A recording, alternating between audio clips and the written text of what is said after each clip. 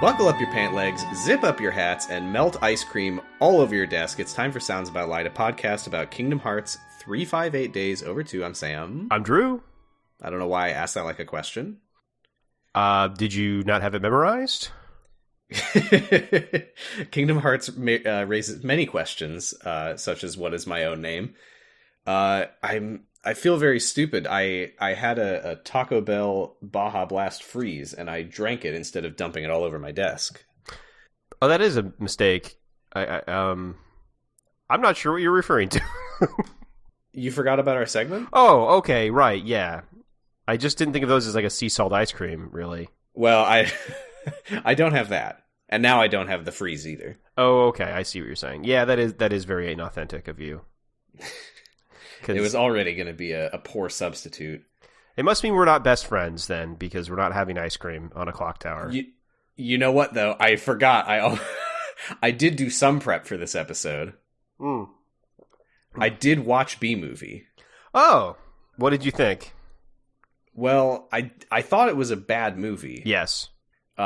Which is about what I expected to think. We don't need to get too into B-Movie, but I didn't intend to really discuss it, but I was also like, I did say I would do it. What kind of guy would I be if I didn't come back with the news that I did watch B-Movie?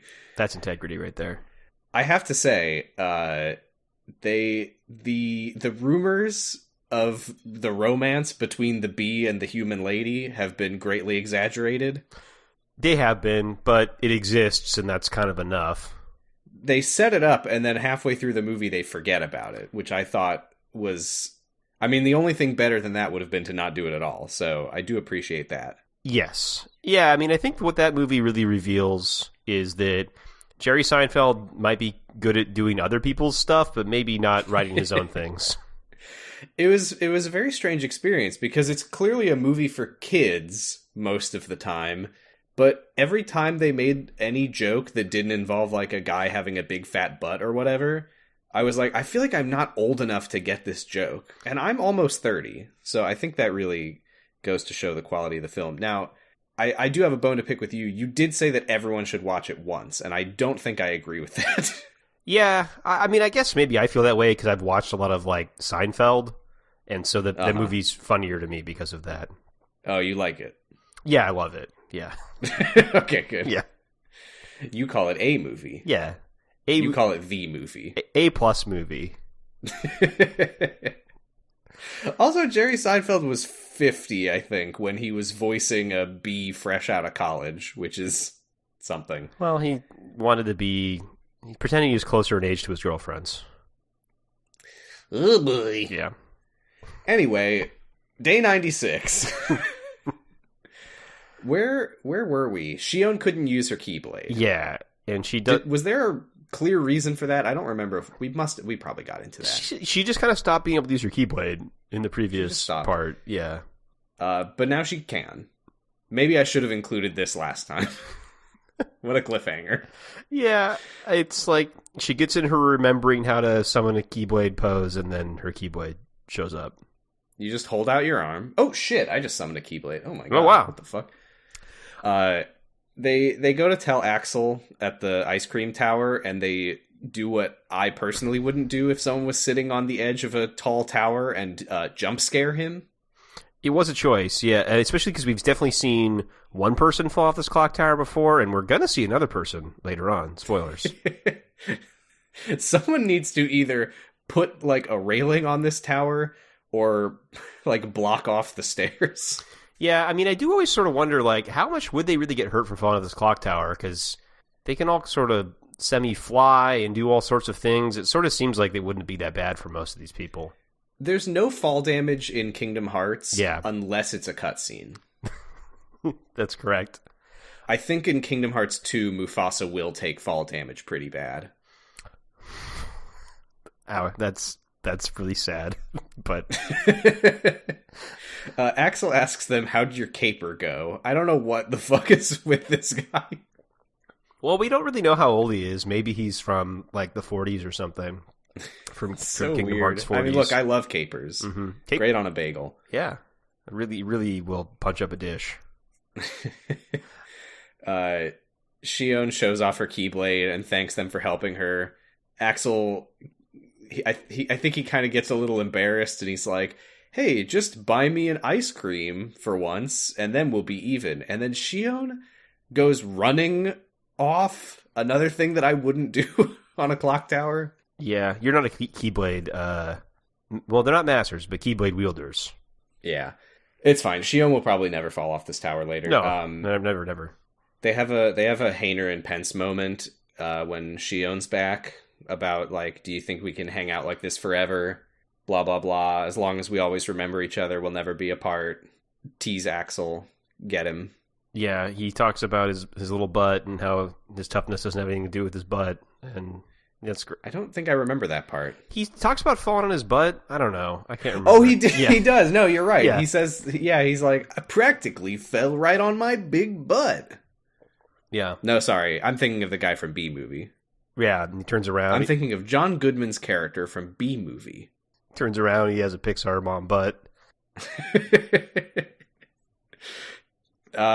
We skip ahead to day 117. A couple weeks go by. Saïx asks Axel to report on Xion. I think I had to say that same 3 words last time, and I nailed it both times. Look at me go. But Axel says, I'm not going to report on Xion. Buzz off. Oh no, the B movie. Oh no. No, I already had buzz off written in my notes before I even watched it. It's just starting to creep in. Saïx tells Axel, you are going on a mission with Xion today, and then afterwards, you have to go back to Castle Oblivion to look for that chamber that Xemnas can't find. He mentions that Naminé and Xion were both born in Castle Oblivion. Okay, I wasn't actually sure because they just say that castle, and so I was wondering, like, were they actually born in Castle Oblivion, or is there another castle? Is it Hall of Bastion? But okay, I'm glad to hear it is actually Castle Oblivion. Yes, they are talking about Castle Oblivion. Axel, kind of similar to last time, he said something like this. He's kind of questioning whether Saïx is giving him these orders because it's what Xemnas wants, or if it's because of what Saïx wants. But Saïx basically just says, like, yeah, no, this is for me. What does he say? He's like, I want to find it so I can figure out what Xemnas' true agenda is. Because there's the Chamber of Repose and the Chamber of Waking. And I think Xemnas is hiding something. And if we can find out what it is, then we'll have the upper hand for our own objectives. And that's a lot of words that make not much sense if you don't know what he's referring to. I kind of assumed that one of those chambers is the one Sora's in right now, and the other one is some other chamber we haven't seen yet. So we alluded last time to a chamber in Castle Oblivion that Xemnas wants them to find. I can tell you that is the Chamber of Waking. Okay. I will not tell you what it is, but that is the Chamber of Waking.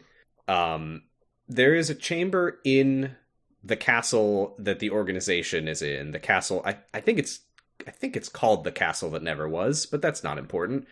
There's a chamber in their castle which is called the Chamber of Repose. And Xemnas likes to go there, and nobody knows what he does while he's in there. We will learn more about both of these chambers in time. But yeah, for now, just know that that's what Saïx is talking about. This is one of those lines that is kind of meaningless until you learn from a different game what he's talking about. But yeah, the Chamber of Repose is like Xemnas' secret room that he goes to and is mysterious in it. Gotta say, too many castles. Not sure why they need a castle base and another castle. Unless, like, maybe one of the castles is the nobody of the other castle or something, and it's thematic. I can't think of a good reason for there to be multiple castles like this. You know, that's interesting because in Kingdom Hearts 1, we talked about the end of the world, which was sort of like the heartless of all the other worlds. Yeah, kind of. This is called the Castle That Never Was, implying that it is the nobody of all the other worlds, right? Or the nobody of some castles. Well, it's the world that never was is where the castle is. Oh, okay. Yeah. Huh. Well, I've never thought about that before. That's very strange. Well, I don't think I like it. Well, now I got a crackpot corner for you. Ooh. We know Hollow Bastion had its heart eaten right out. And so is this whole world the nobody of Hollow Bastion? Interesting. That is honestly something I've never thought about before. That if a world has its heart taken out, is there a nobody of the world? That's weird. I think that might actually be what's going on here. What the fuck? That's so weird. It's cool. I just watched cutscenes of Kingdom Hearts, and so I get it now. Now you're smarter than me. No, I just think about themes. It has this part did really make me think about what the fuck is Castle Oblivion and where did it come from? And do you have a satisfying answer to that? You don't have to tell me the answer. I just want to know if you actually know why it exists. I sure do. Oh, okay. That's good. I'm always... Because I'm starting to feel a little crazy how many times you're like, yeah, we don't know this thing, and there's like 12 games or whatever. No, we will find out what Castle Oblivion is. I won't say when exactly. I will say it'll be at some point after Kingdom Hearts 2 that we find out, but it's not too far away from us. I will say the scene where you find out what Castle Oblivion was, I was losing my shit when I got to it in my playthrough. It's good. Anyway, Axel reveals in this moment that he did very much just kill Xion and Vexen because he knew that they would get in Saïx's way. And he was like, well, I'm here and killing everybody else. Yeah, it seems like they don't need to be here anymore. And he kind of reaffirms his intent to help Saïx take over the organization.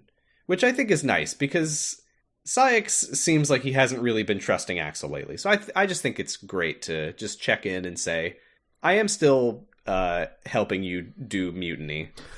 This one definitely, there's stuff that happens throughout this episode that makes me like wonder about their relationship before being nobodies. There seems to be a history between those two that there definitely does. Okay, that's good. Yeah, just real quick, I think like I liked this part, and part of the reason I like this part is I think last episode I said I wasn't really buying into the friendship between the squad here, and I'm starting to buy into it more watching this part. Yeah, I can't remember which scene it was. There was a scene that I remember making a note that I thought was actually like a really good... It feels weird because all of the ice cream scenes between the three of them feel kind of the same. Yeah. But I remember there was one that stood out to me as especially good in this. I remember what it is, and I'll say it when we get there, what it is for me. But yeah, it's interesting because there was definitely a turn for me, because at this point while I was watching it, I was starting to feel insane every time sea salt ice cream showed up. So there was a turn for me, and I'm glad that happened, because I was starting to think that this was the worst one. The worst game? Yeah. Story-wise. I think that's probably coded, in my opinion. Okay. I know a little bit about that one, and yeah, I know a little bit about that one, and yeah, that one seems so unnecessary to me. I think 90% of it we could probably just not talk about. We'll see. Okay. We'll see. So, ice cream scene. I like this one for the fact that it's Axel and Xion waiting for Roxas, and it's a very relatable feeling of like two friends who are friends because of a mutual friend having to like sit together without the mutual friend and just be like,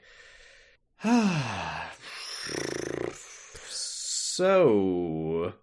Yeah, I think that's realistic, and it does pay off later when they start to actually be friends. Yeah. Yeah. She tells Axel that whenever they come up here and watch the sunset together, she feels like she has sort of distant memories that she used to do this by the sea somewhere with somebody else. Yeah, and I'm starting to put some things together here, I think, a bit about who Xion is, potentially.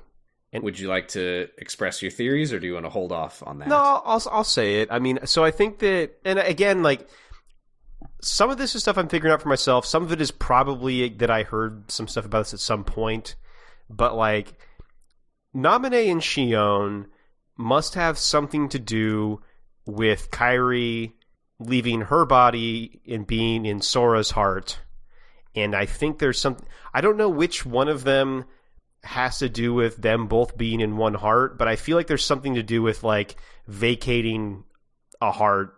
Like, one of them is probably because Kairi left her heart, and then the other one is because Kairi left Sora's heart. That's what I'm thinking. Interesting. Because it just I will not confirm or deny that. Okay. Because it seems like when you leave a heart... when a heart leaves a body, then stuff happens. And so that's all I've been... And because their memories... That is actually the tagline of Kingdom Hearts 2. Yeah, and... Anyway, that's all. So it's something to do with that, I think. Xion wonders in this moment if she and Roxas had this much in common before they were nobodies. We then go... I don't know where Roxas is during this. Maybe this would make sense in the game. I don't think anything stood out about it to me when I was watching the game, so I don't know why Roxas doesn't hang out with them today. But now we go to day 118, and this day is a day that made me go insane. Okay. Because on day 118 in the movie, the first thing we see is Roxas at the top of the clock tower eating ice cream alone and watching Hayner, Pence, and Olette run around. If I remember correctly, literally what is happening is that Pence has ice cream and Hayner and Olette are literally just chasing him. Yep. I think there's even a part where Hayner, like, stops and he, like, pulls Olette aside and is like, let's go get Pence. And then Olette's like, yeah. And then they run after him again. Normal teen stuff. I have to say, Roxas, eating ice cream alone, that's a sign of having a problem.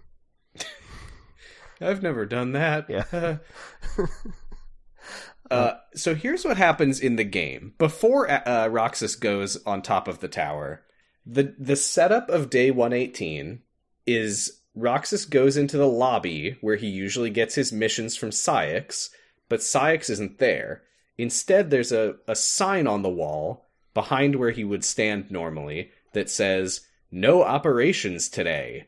And Roxas goes and finds Axel, and he's like, what the hell is going on? Why is there no operations? And Axel says, Saïx wanted us to take a vacation today and get some rest. So now we all need to find something to do. So Axel says he's just going to go sleep all day. Xion is going to go practice with the Keyblade. And Roxas goes to Twilight Town, where he bumps into Pence. And Pence says, "Oh, Roxas! Hey, good to see you, Roxas. Have you met my friends Hayner and Olette?" Oh, weird. And Roxas is like, "Oh, hey." And Hayner is like, he's moping. And Roxas is like, what's his problem? And Hayner gets really annoyed at Roxas, and he's like, and Olette's like, oh, he's just grumpy because he's practicing his Grandstander routine, and Cypher beat his record. Grandstander is a mini game from Kingdom Hearts 2 where you have to hit a ball into the air as many times as possible. Okay, good. So Hayner is like, you think you're so cool, Roxas? And he hands you his stupid little struggle bat and says, you try it. And then you play the mini game. And then at the end, he's like, sorry, man, we're cool. Sorry about that. And they all have a laugh. And then Roxas goes and eats ice cream at the top of the tower. And that's where the movie comes in. Okay. All right. Well, I mean, it does explain a little bit more why Diz programmed these children into the computer. I do agree that it makes sense that Roxas in the simulation is friends with the three of them. The fact that he apparently has, like, hung out with Pence multiple times is gonna be really confusing eventually. Okay. Because, I mean, this isn't really spoilers or anything, but it is very apparent in Kingdom Hearts 2 that none of the three of them have any memory at all of Roxas, which, after watching these cutscenes, feels very improbable. Memory's a weird thing in Kingdom Hearts. Sure, and maybe Naminé did it, maybe we just weren't supposed to take these scenes as canon, but God, it's weird to see them all just hanging out. And they're like, oh, you have an interesting coat. Well, anyway. There you go, right there. They don't recognize him because he's not wearing the coat later. Maybe. And that's actually what I was going to say. It's like, he's not wearing his normal clothes. And then I thought about what his normal clothes look like. And I guess people in this universe probably just don't think much about your clothes, because if they did, then everybody would think everybody was a weirdo. Twilight Town, it's a very laid-back place. They really just roll with whatever happens. If a talking dog and duck walk by in Final Fantasy clothes, they just say, well, another beautiful day. God, I love the sunset. If an adult man beats up a child in a struggle contest, that's cool. I will now eat ice cream. Yeah. What a great day this was. But yeah, so the movie picks up with Axel finding Roxas on the tower, and he's like, oh, I slept like a log, which that's why he says that, because he literally was just sleeping all day. Yeah, okay, that makes sense. I mean, he's killed a lot of people lately. That would probably make me a little sleepy too. That's true. I'm sure he was having... Well, I was going to say he was having lots of nightmares, but if he doesn't have a heart, I don't know if he actually really cares about that. But yeah, Roxas asks Axel to explain summer vacation because they're watching Hayner Pensnolette run in circles at the bottom of the tower. Roxas says something here where he's like, a whole month of vacation? I could barely fill a day, which might have been confusing in the movie. I just thought it was kind of about how he hasn't had really a life or any memories, so he doesn't know how to do that. But then he foreshadows Kingdom Hearts 2 prologue and says, I could probably handle 7 days of summer vacation. That's right. It did... My thought was, like, Roxas not really being able to fathom not working a job is just throws into stark relief how Organization 13 is using child labor with Roxas and Xion. Roxas can handle all kinds of jobs. Grandstander. I think he fights bees in another mini game. I have played the skateboarding mini game, so great way to make money. Yeah, really good. Throwing letters at pigeons. I think Axel says something here where he's like, oh man, ever since I became a nobody, I forgot that it was fun to hang out with friends. Yeah. He also talks about how you have homework that you put off during the summer. And it made me think, yes. America might really, really suck. Like, really, really fucking stink in, like, almost every way. But we don't have summer homework. We do not have summer homework. So, I guess we win. Yeah, but we what we can't do is go to the beach and have watermelon and pretzels. I could actually literally do that anytime.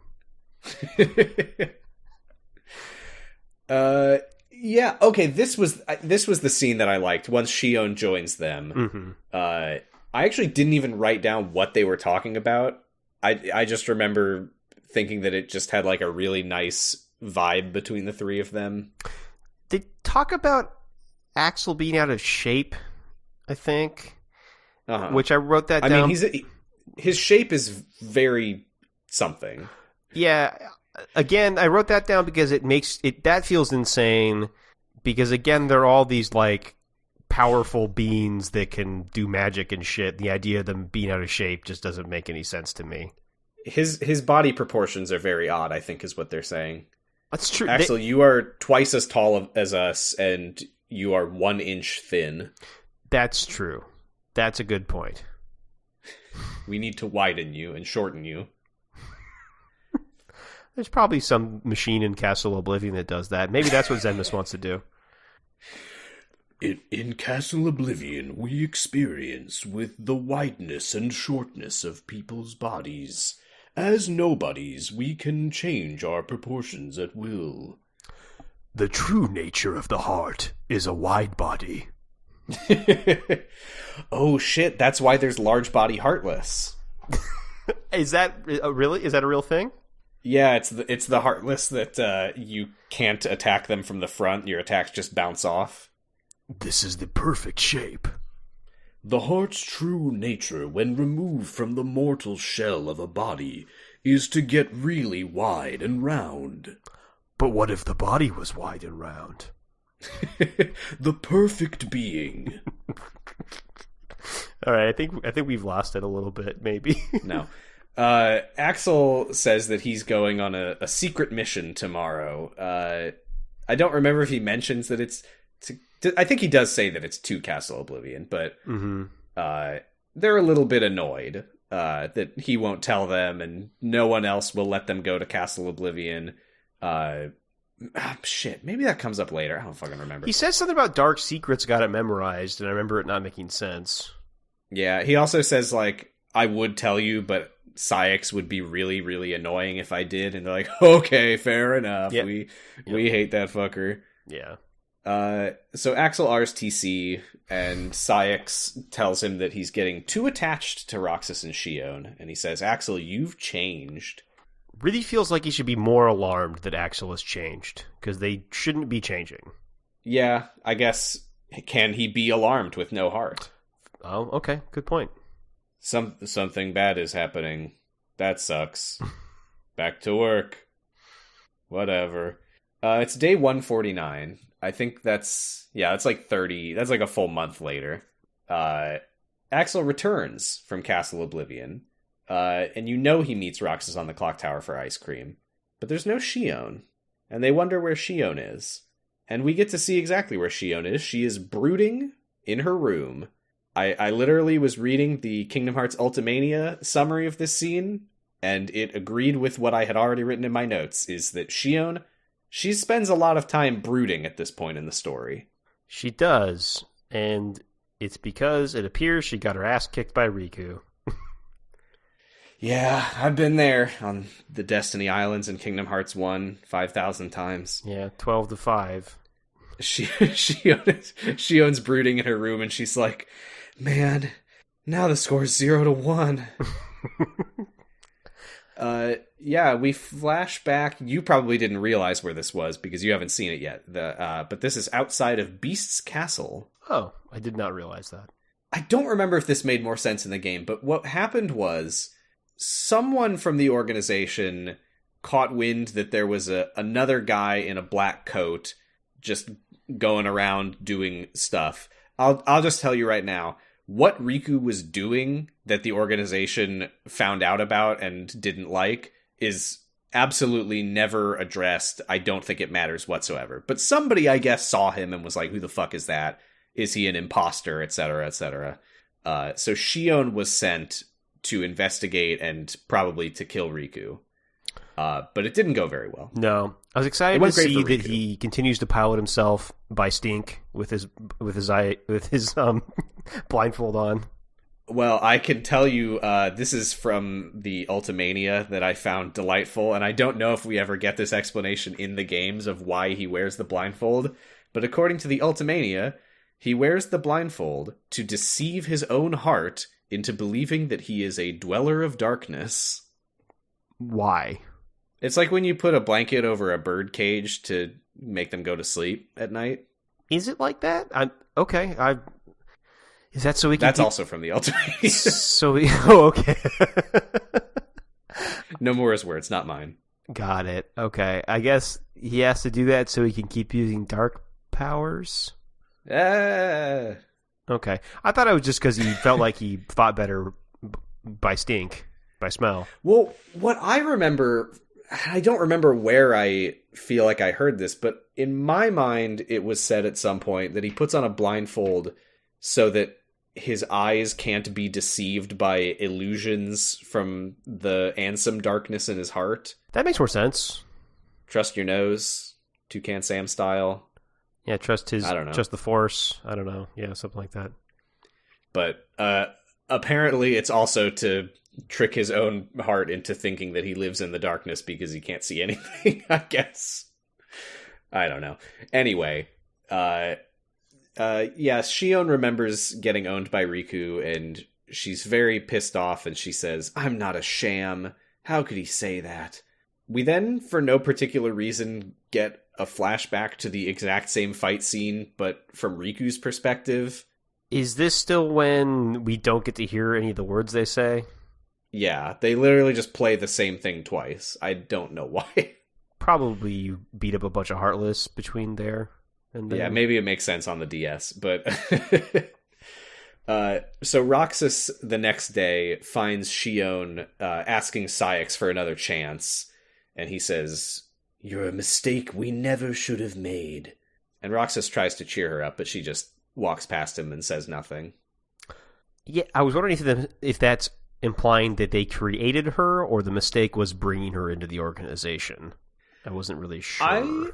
I think he means that she never should have been brought into the organization. I don't know if it's meant to be ambiguous. That's how I interpreted it, anyway. It makes more sense considering they say that she just appeared in the castle. Uh-huh. So they didn't have anything to do with creating her. Mm-hmm. But, yeah. Ice cream day. Ice cream time. Yep. But still no Xion. Roxas and Axel have a little chat about is there anything in your life that you couldn't bear to lose? And Roxas says, I met someone today who had something like that. If you haven't played the game, you might not know he is literally talking about Beast and the Rose. Oh, okay. Yeah, so there you go. I'm so glad they included this line in the movie, considering some of the stuff they've cut. I love that Axel's like, oh, well, you would have to have a heart to feel that way about anything. And Roxas says, but Demyx doesn't have a heart, and he'd be upset if you took his sitar away. So good. I love that so much. Every reference to Demyx and his sitar. Yeah. I love to remember that Demyx exists, even though I never get to see him. Yeah, we'll see him eventually in Kingdom Hearts 2. I don't know if he has any particular role in this. But Axel is actually convinced by that. He's like, that's a great point, and I think maybe the difference is not whether you have a heart, but whether you have memories. Because whether or not you have a heart, memories create things that you don't want to lose. So Axel says, even if you only remember things since you joined us, the things that you do remember are probably the things that you couldn't bear to lose. And Roxas says, yes. True. This all makes me feel like the organization people continue to be very wrong about how hearts work. How so? Because Roxas is like, no, I feel like I don't want to lose things because of my memories. And it seems like having memories means that you have to have feelings eventually. Even if you don't for a while. It seems memories accumulate and so do your feelings. That is a good point. Maybe Xemnas is just a sociopath. Maybe. It would make sense with a lot of things about his character. Yeah, it just feels like the further we go on, it's like everybody seems like they have feelings. And I know there's the thing about how they're just acting like they have feelings, but some of them say like, oh no, I feel sad, or I'm going to lose, or like, anyway, yeah, so... Yeah, and I think they maybe could do more to sell it if there were scenes of like characters interacting and then just like they turn around and just dead expression. We do get that with Larxene in Chain of Memories, where she's like oh, Vexen, ha ha ha, and then she just completely drops it and gets like really cold and flat. And that's true, and we are spending time with the characters that have something else going on. Like Roxas and Xion are different, and Axel caught feelings from Sora, apparently. There's a lot of fanfic about that. I bet. And I bet there's still sea salt ice cream in there. Oh, yeah. I mean, I have a hard time imagining that there's much Kingdom Hearts fanfic that doesn't have sea salt ice cream in it. They don't even let you submit it if you don't have it in there. They just do a quick scan. 0 results for sea salt ice cream, rejected. Yep. Roxas says like, yeah, that's a good point, Axel, because I don't have any memories before I joined the organization, but I remember you and Xion, and I wouldn't want to lose those memories. In fact, he says it's scary to imagine what would happen if he lost them. And Axel says, no, it's not. You can't be scared, remember? What did we just talk about? But I am, though. Don't. That's one of the annoying things is they're like, I'm having feelings, and Axel's like, no, you're not. And it's like, well, but they are, though. Yeah, I do think it's interesting, though, because Axel, from his perspective, at least based on what we're told about Nobodies, up until very recently, any sense of him having emotions has been entirely him just acting like he does because he remembers how he used to act when he did have emotions. Right. So from his perspective, he sees Roxas, who's like, I'm sad and scared. And Axel's like, don't be ridiculous. That's stupid. The next day, Xion does join Roxas for ice cream, but she's brooding again. And this is where we get the audio from the fight. Riku disarms her. She's flashing back. Riku disarms her, and he pulls off her hood, and he lifts his blindfold, and we see his little eye peeking out, and he sees something that shocks him. Yeah, apparently her face is bad. She looks like Vexen. Oh, No, not bad face. Anything but that. Yeah, we don't see what he sees, but when he sees her face, he jumps back in shock, and he's like, "Who are you? Why do you have a keyblade?" She doesn't answer. She just says, why are you dressed like us? And Riku says, to make sure my best friend gets to take a really good nap. That's right. And he says that her keyblade sucks. And she's like, my keyblade doesn't suck.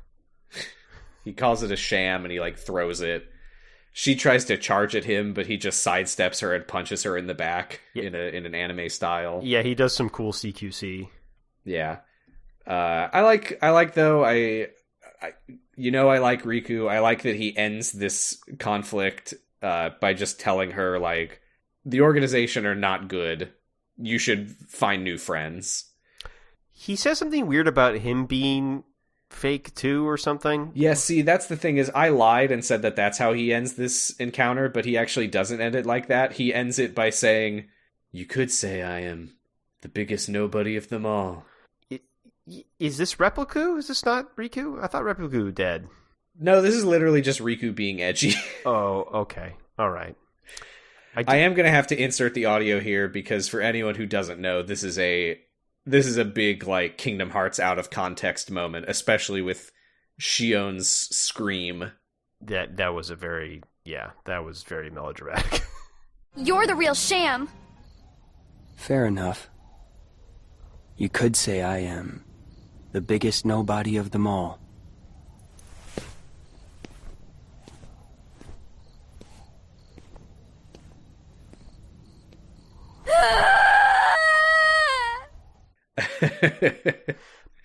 It's not the best scream. No. I do. It's a good attempt. I do have, but alas, I do have written down though that Riku is so fucking badass. He's so cool. He's so cool. He's got his long hair, his black coat, his blindfold. What a badass. Yep. And he's only gonna get cooler as time goes on. Can't wait. So Roxas kind of snaps Xion out of the flashback and is like, "Hey, are you all right?" And she's like, "Why do we do this, Roxas? Why do we need hearts?" Yeah, really good question. Thank you. I love Roxas's response where he's like, "I don't know why we need hearts, but I'll tell you what. Once we have them, we won't have to wonder why we need them because we'll have them." I mean, I prove him wrong. Good points on both sides. Xion, for her part, is like, "Why are we fighting to get hearts? I'm already so sad." Yeah, that should be a clue that something's wrong. Are you sure that I need a heart? Because I feel really, really sad all the time. Yeah. And she feels so bad she doesn't even eat her ice cream. Oh my god. Oh yeah, she does give it to Roxas, and Roxas is like... And I kind of feel like she's going to have withdrawals. Oh my god, yeah. Well, this is her top of Clock Tower ice cream. She is going to eat her bottom of Clock Tower ice cream when she's on her way back home. Oh, that's a good point. Yeah. Yeah. So, not that big a deal, but if she skipped both of them, that would be a problem. She tells Roxas she's been having weird dreams lately. She doesn't remember any of them, but she keeps waking up feeling scared. And Roxas tries and fails to cheer her up by saying, "Come on, Xion. Xigbar said that we're special."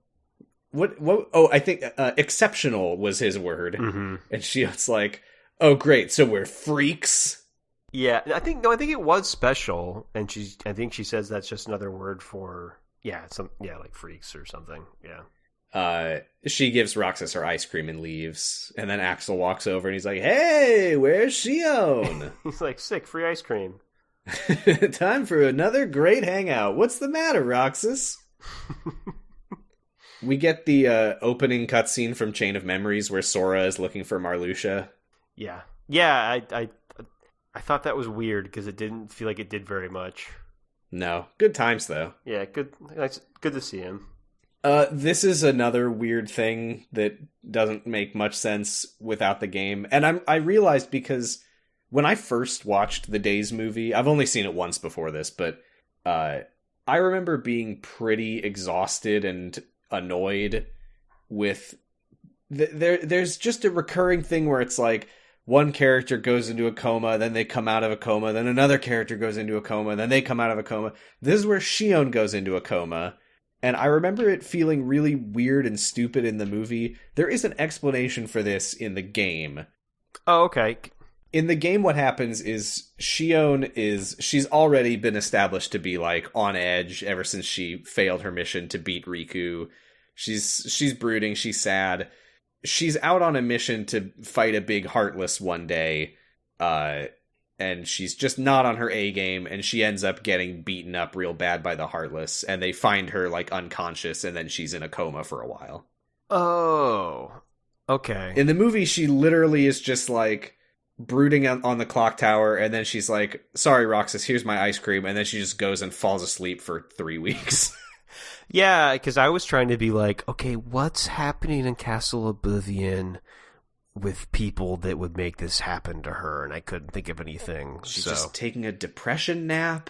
Well, yeah, because I was like, Sora, Roxas fell asleep when Sora showed up, and I was like, so what? I thought there'd be something like that, but okay, she just got beat up really bad. That makes more sense. Yeah, I think I did message you the other day, like, if anything doesn't make sense in the plot, just assume that I'll explain it on the podcast.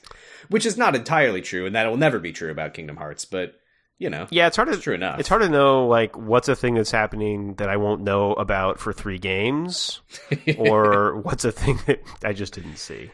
In Kingdom Hearts 4, we're finally going to learn why Xion fell asleep. Yeah. She has narcolepsy. Yeah, but Roxas is leaving her Thalassa shells, as she did for him. This is a weird scene that I actually didn't really know what it was following up on. We just go to Axel telling Saïx that was uncalled for. I assume he's talking about when Saïx told Xion that she is, like, worthless or whatever. That was like 2 weeks ago at this point. Well, maybe he just heard about it. Maybe. Yeah, I don't really know what this was in response to. Maybe I missed something in the game. Maybe Saïx, like, dipped Xion's hand in warm water while she was asleep or something. Like, this is fine because we don't have feelings, but it is funny to it is kind of funny to me. I remember back when I was in middle school and I did that to a friend at a sleepover. I cannot experience mirth, but I know that I would be if I could. I really want to have a good TikTok following, and I think this is going to do it. So, Axel's like, be honest with me, Saïx. And Saïx is like, oh, like you're always honest with me. Things are heating up between Axel and Saïx. Yeah, and we know Axel's maybe having feelings. It kind of feels like Saïx is too. Because we're definitely starting to get a lot of indication that they knew each other before the organization. Well, yeah, he says, "Does the past mean nothing to you?" And that's pretty clear. And I will remind you also. I think it's the first 6 organization members were, according to the opening cinematic on the DS, founding members. Saïx and Axel come right after them. Right. Maybe they joined together? Maybe. But Saïx says Xion has no right to be in the organization. I don't remember if this is where he there's some part, I swear, where someone literally says, like, it's Organization 13. There shouldn't be a 14. I don't remember if that was here. I thought that happened last week. Was it? Okay. Yeah. We skip ahead to day 193, so it's been like 3 weeks, I think. And Xion has a dream flashback to when Sora released Kairi's heart from his body, and then she wakes up. She finds the dozens of seashells that Roxas brought her. I have to assume that these are the same shells that she left for him. Just been dropping one off every day. Yeah, that would make sense. Or, he's just been hanging out at the beach. Maybe. It's been a dream of his since next game, which hasn't happened yet. Then we get another one of these fucking moments that kills me, where Roxas is like, I was so worried about you, Xion. And Xion's like, I'm sorry, I feel terrible. And then one of them is like, but how can we without hearts feel that? Am I right? Yeah, there's a lot of that. Guys, I think you need to accept that you have emotions. Maybe somebody was wrong about this stuff. Xion, I think Roxas and Axel are supposed to go on a mission together today, and Xion asks to tag along, and they're like, oh, no, you need your rest. But she goes with them anyway, and then immediately passes out. Yeah. I don't know if you would recognize the audio as well as I do, but did you notice that while Xion is unconscious, she hears Kairi's voice say the line from when Sora gets her charm, Kingdom Hearts 1, where she's like, it's my lucky charm, be sure to bring it back to me. And the voice is blatantly not the same voice as the first game. Oh, no, I didn't really catch that. Yeah, they did recast Kairi's voice after the first game, which is fine. It is weird, though, because they definitely played Kairi's voice earlier when she said, like, I knew I'd find you snoozing here. I was like, that is Hayden Panettiere. This is not Hayden Panettiere. Yeah, weird to be inconsistent like that, but maybe they lost the audio or something. Oh my god, I learned recently that part of the reason that they made like the Kingdom Hearts HD final mix thing is because they lost like all the graphical assets for Kingdom Hearts 1. Oh, really? Yeah, they had to remake it all from scratch, which is completely nuts. That's insane. Nomura, I'm so sorry. I'm especially sorry for all the people who had to fucking remake it all. It's crazy how often that happens in video games, apparently. It's like that there's there's that Mass Effect DLC, right? That like they can never remake because they lost all the files. Is that right? I don't think I knew about that. Yeah, one of the like Mass Effect 1 DLCs will like never show up in a later like collection because they lost all the files. Huh, if only that happened to Overlord. Oh well. Oh well. So a big Heartless attacks them while Xion is slumped over on the ground. So they retreat. They RTC. And Saïx watches them carry Xion back into the castle unconscious, and he goes, well, that didn't take long. Did it break again? He's such a prick. He's such an asshole. Axel tells him to shut the fuck up. Oh, this is where... Wait, I'm pretty sure Saïx said this earlier, but now he again says, you've changed, Axel. And he says, does the past mean nothing to you? Oh, maybe we might have got ahead of ourselves. I don't know. I'm pretty sure he said it twice, but... Okay. I mean, that's just par for the course with this game. Yeah. Roxas... Are they... Oh, they're in Xion's room, I think, here. Mm-hmm. And Roxas is like, it's so unusual for you, Axel, to... I didn't really know what the fuck this was. He says, like, it's weird that you are friends with us because we're complicated or something? Yeah, I don't remember exactly what it was. Something about, like, Axel, you like when things aren't complicated and we are complicated. Does that make you think at all? Right. And then Axel asks, why did we get ice cream, right? Mm-hmm. And I was like, please tell me why you're always getting ice cream. I just need to know. Because this is a DS game and we need to reuse as many assets as possible. It's the same reason that Larry Butts is in every Ace Attorney game for the first 3 games. Oh. Huh. To reuse sprites. That makes sense. Okay. No. It's because you're my best friends. Like how Larry Butts is Phoenix's best friend. And Roxas is like, oh, I guess we are. And then Xion just like wakes up and laughs and is like, I'm best friend. Bye. I think this is the scene, though, where I did start to kind of be like, okay, I can see why people like this friendship. Yeah. And I think it something that I tend to forget about the three of them as a friend group is I think that Axel is important to Roxas and Xion because he's like a comforting, reliable presence in the cold, unfriendly organization.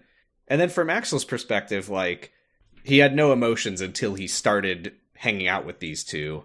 And now he goes back to the castle and everyone is cold and emotionless. But then he goes to the clock tower and then there's people who are warm and emotionful. And, I mean, I have to assume a little bit is he met Sora. Sora made him start to, like, have fun and feel things. And he knows that Roxas is Sora. Mm-hmm. Or, you know, part of Sora. Yeah, I'm trying to remember. I can't remember if we know whether or not he knows. I feel like he must know. He has to know. He has to, because I think there's a point where he almost says it and then he doesn't, I think. Right. I think we talked about that last time, that there was something about how Axel was, like, not supposed to tell Roxas what he knows or something like that. Yep. But yeah, so Xion's fine. She's just tired, which, you know, coming out of a 3-week coma will do that to you. Yeah. I'm told. You would think, yeah. Legend has it. Yeah. We go to Namine. Hey, Namine. She's drawing one of her classic pictures of Roxas and Axel. And she draws Xion between the two of them. I had to watch this a couple times to realize what was going on here, because it doesn't read super well with no dialogue, IMO, but... Was there something more than just drawing the three of them? Yes. Oh. So when we find her, she's already drawn Roxas and Axel, and they've got their little stick figure smiley faces. And she finishes drawing Xion, but Xion doesn't have a face yet. And she goes to draw Xion's face on, and she kind of pauses, and then she just, like, sets down her notepad and crayon. Oh, okay. I didn't really catch that. Yeah. Intriguing. Mm-hmm. It's day 194. How much time is that? That's the next day. Okay. Axel goes through Vexen's weird notebooks. I don't know that we've ever seen, like, Kingdom Hearts language handwriting before. Yeah, it was shocking to me to see that they basically have, like, Star Wars language. Yeah, Vexen's notes are just, like, triangles and rectangles. Mm-hmm. Which they helpfully subtitle for us as The Truth About Namine. Yeah, that was interesting. I mean, they didn't really say much about it. It was funny because I was like, wow, Axel's a journaler? He doesn't seem like a journaler. Then learning it was Vexen's journals, I was like, that makes sense. Vexen fucking would. I actually am at a loss trying to remember what relevance this has to anything, but I guess this is where Axel learns what's up with Namine. Good for him. Yeah. Someday we will learn what's up with Namine. Someday. Please tell us, Axel. I'm sure you have it memorized. It's your favorite thing to do. My thought was that, are these all the journals where he writes down the things that he can't remember? Axel's big book of memories. Yeah. We go to day 224. What was that, 30 days? Full ass month we skip over. Mm-hmm. Nothing in particular happens.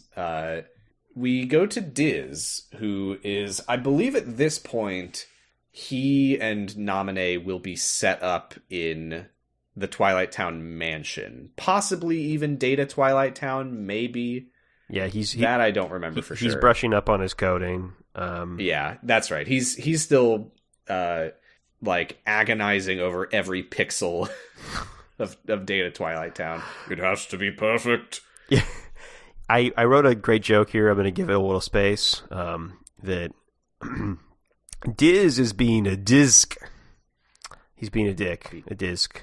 Oh, a disc. Yeah. I thought that meant disc. No, it didn't. Yeah, this is a written joke I made that doesn't really translate to verbal jokes. Okay, so everyone, what you're going to want to do at this point in the episode is you're going to want to pause, not right now because I'm still talking, but once I've given you your instructions, you're going to want to pause, pull up a notepad or Word document, and type DIZK. CK, yeah. D-I-Z-C-K. And then what you're going to want to do after that is you want to highlight that Z and press backspace and see what happens. It's going to blow your mind. Yeah, and then get out some stationery and write me a letter and send it to me to tell me how much you like my joke. Uh-huh. Okay, so you can go ahead and do that now. Yep. Oh, boy. Oh, shit. That was good. Thank you. Oh, my God. Did you get the letters yet? They're all right here. Do you want to read some? Is this where we do our mailbag segment? Yeah. Good joke. They all say that. I'll just say good joke. Yeah. No return address. No. Dizk is checking in with Naminé about what the heck is taking so long on restoring Sora's memories. And she says there's a nobody interfering. What she's worried about is that some of Sora's memories might get sucked up into a nobody and then lost forever. And Diz is like, Oh, I don't see why that's so bad. If Sora forgets about the time that he got owned by Riku, maybe that would be good for him. But Naminé says, well, we have no way of knowing which memories might be important. So maybe the 50th time Riku beat him in the obstacle course, that's the key. Yeah, I was really disappointed she didn't say that it would break the chain of memories here. But that's clearly what she's... Different game. They're not allowed to say it outside of the game. I guess not. That it's from. That's what she's talking about. And Diz doesn't seem to care, which seems weird. At the end of this game, they're going to go, this truly has been 358 days over 2. 3582 over 2 days, and then they boo that person. Demyx. Demyx, yeah. So Naminé says if his memories become her memories, she will never survive it. And Diz is like, she? I assume what this means is that he thought that she was talking about Roxas. But it seems like she's actually talking about Xion. Yeah, and we get to know this because it fades directly to Xion. Oh, yeah, it does. That's right. Yeah. Xion is... this is the part that I was thinking of earlier, where Xion is like, Axel, what do they have at Castle Oblivion? Is it cool and good? And he's like, He just says something vague. Oh, I think he just says, like, it's a research facility. And he just leaves it at that. Right. And because she's maybe having memories of it at this point, it seems like. Yeah. Perhaps.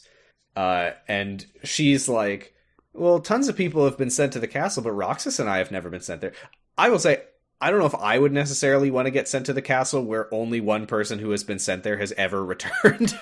Yeah, well, and also their job's to kill Heartless, and so I don't know why she thinks she should go there.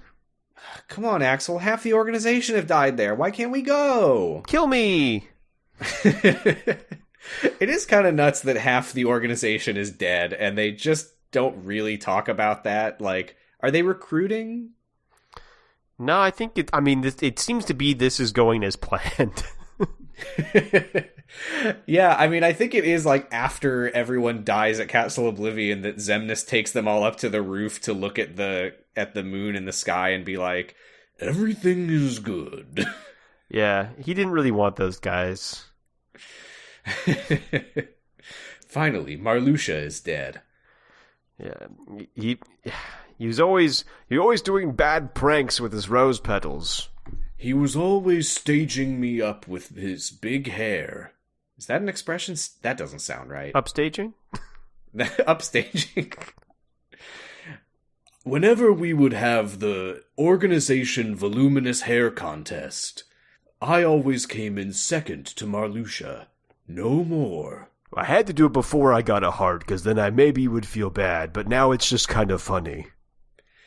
Marluxia is like a perfect pick for shampoo commercials, though. You've just got like flowers fluttering all over him as he's like just scrubbing his hair, and then he blow dries it, and it's like, wow. Yeah, and then he gets in his big flying... And then he pulls out a scythe. Yeah, flies around his weird little machine. Summons a weird Grim Reaper girl. Makes you drop all your cards. I don't know if we talked about that one of his moves in the final boss battle is literally making you drop all your cards. That's rude. He's not very nice. No. This is the part where Xion gets up to leave and then gets dizzy and falls off the clock tower. Is this because she's getting beat up, or is this now because of Sora memory stuff? I believe, if I'm not mistaken, that this is Sora memory stuff. Got it. Okay. I think that Sora is, like, kind of starting to wake up a little bit, and it's fucking with Xion for some reason. Interesting. I think. I might be wrong about that. I'm not actually that confident on that, but the point is, she does what anyone would do if they were standing on a ledge really high up and falls over. And Roxas catches her, but it's a real close one, and you know they're definitely going to have to rethink their choice of hangout spots. Yeah, they're definitely not going to just keep eating ice cream up here forever. No, they're definitely not going to eat ice cream up here again in this episode, in this viewing. No way. Although Xion doesn't. This is the last time we see her at the top of the clock tower for this viewing. It's true. Because she falls and dies. No. Roxas pulls her back up, and Axel's just like, we should go to the beach next time we have a vacation. Yeah. Yeah, I mean, I don't know. He's just trying to make her feel better. Yeah, and Xion's like, no, I don't know about this. But Axel's like, come on. And she's like, okay, I'll go to the beach with you. Something happens after this that is not... I don't know if it comes up later. Maybe there's a flashback and I'm about to spoil something. But it doesn't happen here, unless I just, like, blacked out.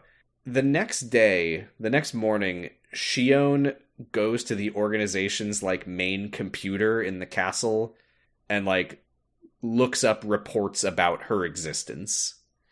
Oh, yeah, I don't think I saw that. That must have been...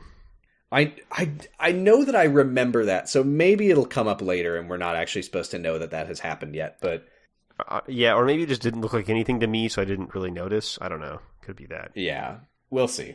But that happens. Saïx reports to Xemnas that Axel has been sent to Castle Oblivion to, I think, just, like, clean. It sounds like he's just going to clean. Someone's gotta. He says, like, all of our facilities that are unused, Axel is going to clear them out. He's the fire guy, so he's just going to burn it all up. Nobody must know. Xemnas asks Saïx about Naminé, and Saïx says, still missing. Xigbar, oh, that's right, this is in the big chair room. Holy shit. I have some completely unimportant but also hilarious chair room lore from Nomura. Oh, good.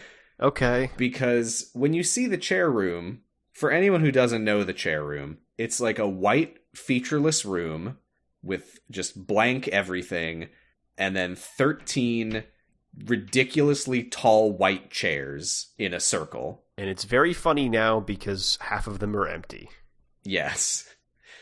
And Xemnas is in the central chair, the tallest chair.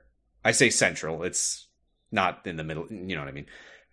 He's in the tallest chair, and everyone else is in chairs of varying heights below his. According to Nomura, the chairs can change heights at will from whoever's sitting in the chair, but everyone knows that they shouldn't make their chair taller than Xemnas's because that would be rude. I don't know why that's lore. Yeah. What bearing does that have, Nomura? It will never come up until it does, I guess. Yeah, there's going to be, at some point in Kingdom Hearts 5, someone's going to make their chair taller than Xemnas's, and everyone's going to lose their shit. What the fuck is the matter with you? Who told you that you could make... I have to assume that Nomura just, like, came up with that idea and was like, there's no way I'm ever going to get to put that in a cutscene. I have to just mention it in an interview because it's never going to come up in the games and it's too funny not to mention. I mean, he's right. I just wish, though, that there would be a scene like this where, like, because Saïx is reporting to Xemnas and Xigbar is also there because they're kind of like the two top lackeys. Saïx is second in command. Xigbar is number 2. And I just wish that, because Saïx is like, I don't know where Namine is. And Xigbar, like, smugly laughs, and he's like, where can she be? And I just wish that when he said that, his chair just, like, started growing until it was taller than Saïx's. In a better world, we would have that. Saïx kind of lightly accuses Xigbar of knowing where Namine is, but Xigbar just smirks and... Okay, this is where Saïx says, someone accessed our main computer. And Xigbar says, obviously it was little Poppet, which we remember is what he calls Xion. Mm-hmm. And Xemnas is just like, it doesn't matter. What is he say? He says something kind of sicko here where he's like, the plans are unchanged. In fact, this is more than perfect. All we have to do is watch. Yeah, real sicko shit. And you don't even know what he's referring to, and I do, and it's really something. Okay, all right. When we find out what he's referring to, oh my god. I don't remember if it happens in the movie. I feel like it has to. I don't know. If it doesn't, I'll let you know what it is. But anyway. Okay. Xion, meanwhile, sneaks into Castle Oblivion and immediately gets dizzy. It's her favorite thing to do now. Yeah, she's doing that a lot, really. And she has a flashback to a previous time when she was at Castle Oblivion, and Saïx escorted her out and told her that this would be the last time she ever sees this castle. Yeah. Wrong, bitch. Why did she forget? Well, assuming this was when she first appeared, we do know that Roxas has no particular memories from his first, like, week of existing. Right, their brains don't really work. Okay, yeah. Yeah, they're babies. So, if that was indeed Xion's, like, first day of life, then it's consistent that she would not remember it until something, like, triggers that memory. Sure, or Namine did it. I don't know. Or Namine did it, probably Namine. And Axel's here. He's, like, sweeping up a giant pile of ashes from the lab. Looks kind of like Marluxia. That's what Saïx meant. Axel needs to go and clean up the corpses. No, that's not true. We know that when we saw what happened when Sora murdered multiple nobodies. We sure did. But Axel shows up and he's like, what are you doing here, Xion? There's nothing here for you to see. She says that she knows that this is where she came from originally and she needs to learn more about that. But Axel says, please, Xion, you're being selfish. Just get out of here. Nothing good can come of this. And she says that she is starting to remember things from when she was a human.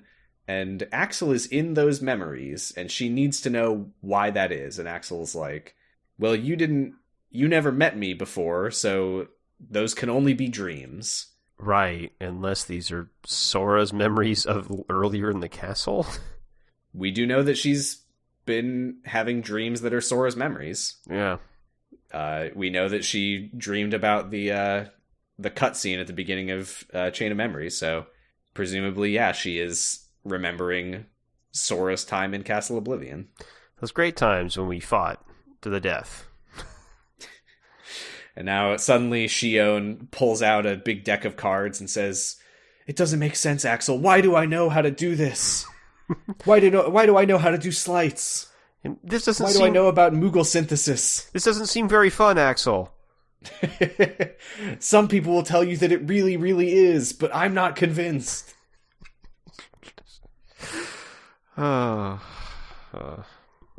So she is like pleading with Axel to help her discover the truth about her existence. He doesn't respond, so she just charges ahead into the memory room doors, I guess. And she doesn't have any cards, jokes aside, so I don't know what happens when she goes through those doors. Something traumatic, it would appear, but we don't get to see it, I don't think. Yeah. Oh, yeah, that's right. But Axel, he just leaves. I think it's vaguely implied, if not ever confirmed, that if you were to just go through a door in Castle Oblivion without using one of the world cards like Sora did in Chain of Memories, you would kind of get lost in the the various magical rooms of the castle. So I think the idea is that Axel can't just, like, follow her. Maybe. So how does he get around? He just leaves. Oh, okay. All right. Yeah, he just goes to the clock tower afterwards. No, I mean, like, He's when like, he's well, normally walking around in there, what's he doing? I don't fucking know. I have no idea. Okay. I mean, I guess not every room is a memory room or whatever, so, yeah. Yeah, true. Axel goes to the clock tower. It's day 255, as I mentioned, which, if you recall, that is the day that we saw at the beginning of the movie. And Roxas is here, and he says, it's been 255 days. How does the sunset work? Oh, I was a zombie. You're still a zombie. Oh, shut up. And yeah, at the very beginning, we saw Roxas wonder, where is she? And Axel looked kind of gloomy and mysterious about it. And now we know why that is. And it turns out it wasn't Larxene. Yeah, right. Yeah, and because does Axel think she's dead or something at this point? I don't know if he thinks she's dead. He did say, I didn't mention, he said something to the effect of, like, you know what'll happen if you go against the organization's wishes. And she was like, oh, they're going to turn me into a dusk. And he's like, worse, they'll destroy you. Right. So I think this is not necessarily Axel thinking she's dead, but thinking if the organization finds her after this, she's fucked. Got it. Okay. But we do go back to Xion, who finds a weird orb. Naminé's old crystal ball, I guess. Right. Oh, right. Okay. Oh, we did see this in Chain of Memories, didn't we? The orb? Yeah. Yeah, this was the orb that they used to, like, watch Sora walking around in the castle. Yeah. Yep. I forgot about that. And she says one of those classic weird Kingdom Hearts lines, I wasn't who I am? Yeah, I don't know what that means. In a very literal sense, I think that's a sentence that makes perfect sense. But it's phrased very unnecessarily awkwardly. Yeah, I think that's part of the point, but yeah. That's where we're stopping for today. Yeah, that was, like I said, this was much better than the first part, I think. Yeah, I think the friendship is starting to feel more real, less shallow, which, you know, I guess that makes sense, just, again, keeping in mind the way that nobodies work and the idea of them, like, kind of going through the motions of things that they remember. I think, even though we know that Xion and Roxas didn't have memories, I think it does kind of feel that same way, that they kind of act out friendship until they discover that it's real. Yeah, and I think it does, I mean, and maybe this is the point Kingdom Hearts is trying to make, but it does always... Axel says the thing about how you if you have memories, you have something to lose. And it kind of just... The thesis sort of is, like, if you have memories, you have feelings, and you just have stakes because of the things you remember.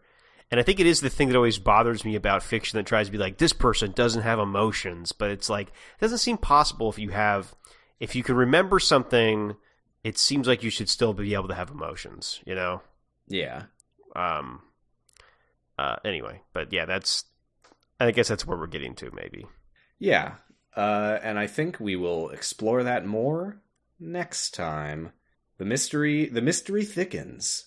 What the heck is going on with Xion? Yeah. Is she fine?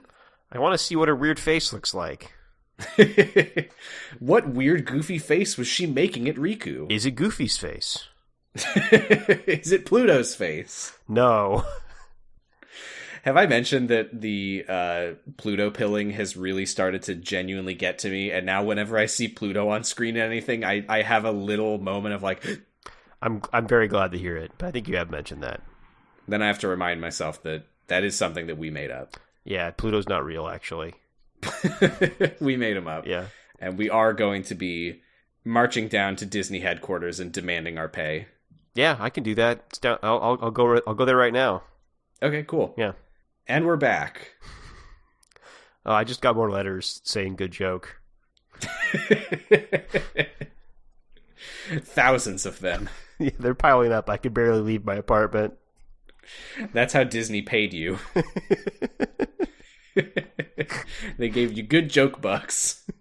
They started a campaign and, you know. Well, I think that's that. Yeah, now it's time for our wonderful segment. Oh, for fuck's sake, I forgot. I literally am scrolled up just enough in my notes. If I scroll down one more line, I see my note that I need to do the Donald Duck voice. I was waiting for you to do it, and it did seem to me like you forgot about it again. I did genuinely forget that it has to happen. It is required by law to happen.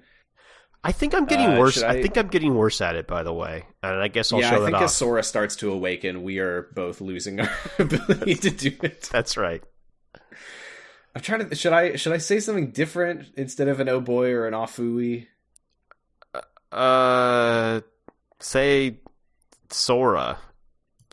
Sure, I'll hit you with a Sora and Goofy. I say as if I am capable of doing that. Yeah. Okay, here we go. Okay. Oh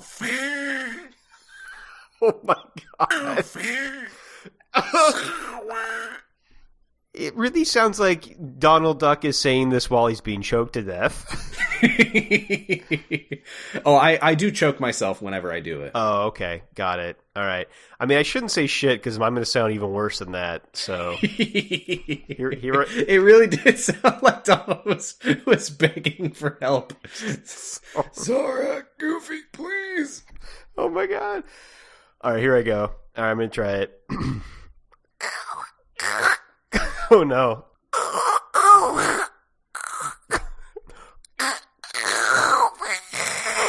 Oh my god.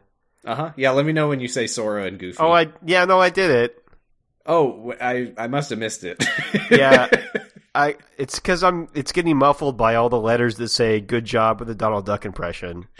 Well, you should take those out of your mouth then and try it again. Okay.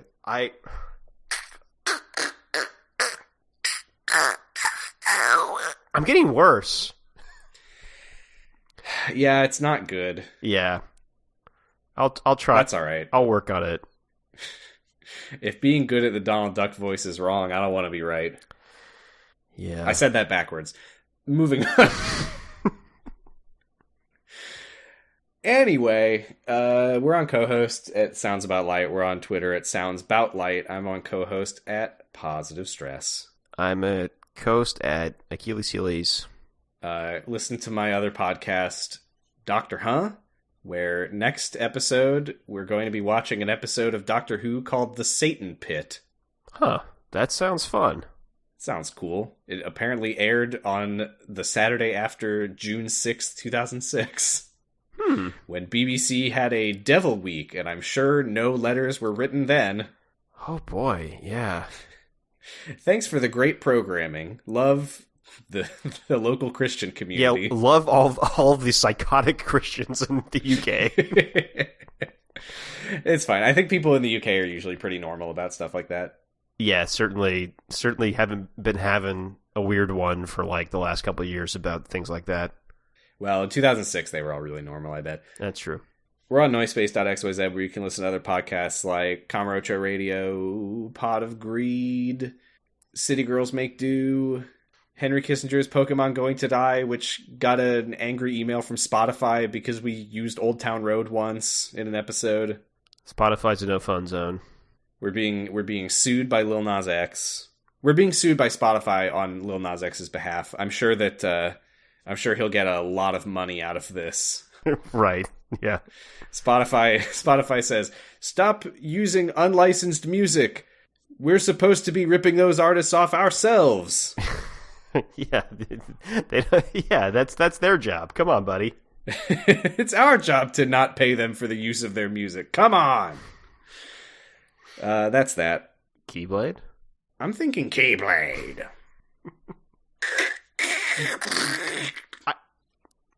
I think I got stage fright trying to do Donald Duck voice. Well, just close your eyes and pretend the audience isn't there. Okay. Pretend that this isn't our first live episode. No, it's gotten worse. I don't know. I'm going to figure this out. I promise. I sent Axel to Castle Oblivion last night to help expedite the matter we spoke of. I also instructed him to clear out our facilities there. He should return soon. And what of Nominee? Still missing, sir. Ha ha! Where, oh where could she be? Why, Zigbar, almost sounds as though you know.